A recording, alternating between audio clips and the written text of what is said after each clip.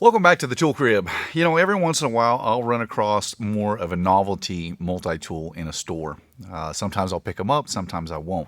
This particular one I decided to pick up because I've actually never owned any of the adjustable wrench based multi-tools. So I decided to pick this one up just to see if it was worth anything. Now, I figure that it's going to be more of a novelty item. This one was pretty inexpensive, and I picked it up at REI a couple of years ago, kind of set it in my multi-tool collection, and I've never really pulled it out to even mess with it since then. Well, today we're going to do that. Now, this one is called the number 112, tried and true, get a grip, wrench multi-tool. This is made by Gentleman's Hardware, and you'll find them a lot, as I mentioned before, in REI. So I've opened it up and taken a look at it, but I've never pulled it out of the case. So there's some instructions that come with it.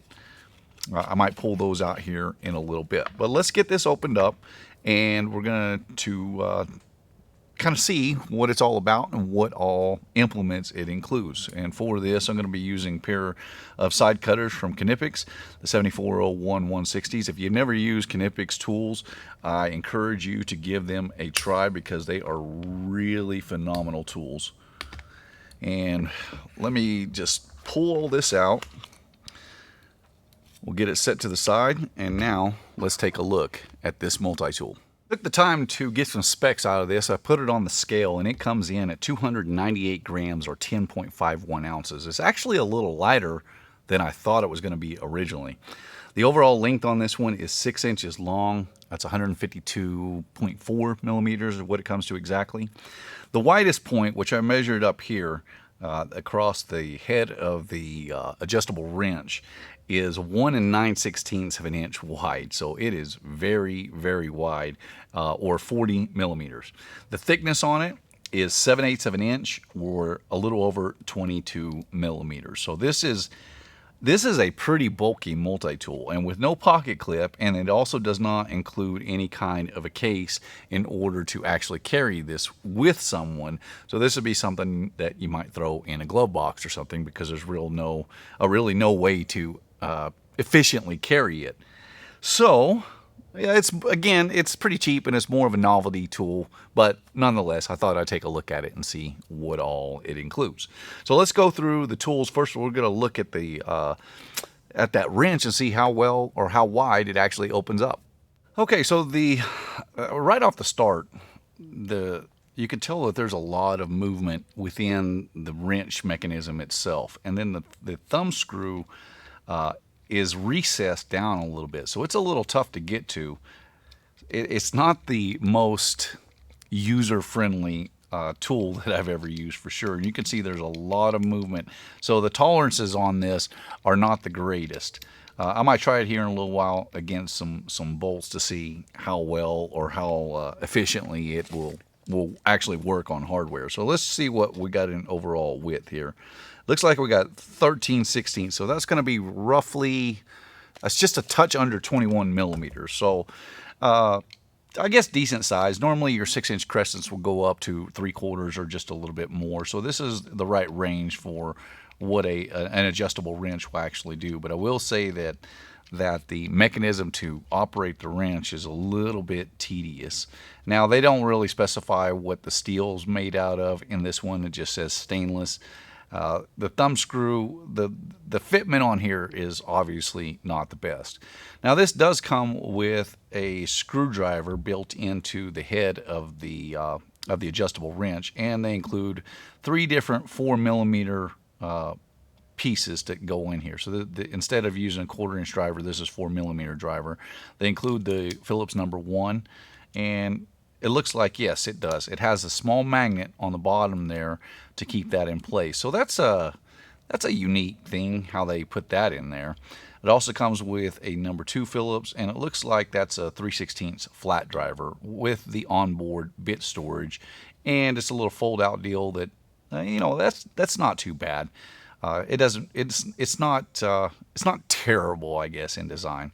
The next thing it comes with is a flashlight, and to get to the battery compartment of the flashlight, you just simply roll it up, and it's utilizing 2 CR1616 3-volt batteries. So we'll set those back in there. So the good thing about it is it's very easy to replace. It looks like this is the operating mechanism for the battery, for the flashlight. And the flashlight itself, I would probably say it's about maybe a lumen, or it might be as high as about 3 lumens. So it's not fantastic, but you know, it's just a small little LED. All right, for the remainder tools, oh my goodness, we got knife blade on here. Now this one is a slip lock mechanism. Actually, both of these inner tools, I think there's only 2, are both going to be slip lock. And I don't know how sharp this guy is. Yeah, not very. So it doesn't come out of the factory very sharp at all. And again, they don't specify what kind of steel that is. I imagine, I don't even know if it's a 3CR, to be honest with you. So this one just comes with a very large thumb hole here in order to pull it out. I assume that's what it is, because it also has the nail nick in there, but that is very, very stiff. So I don't know what other functionality this slot would have other than to be able to open it up.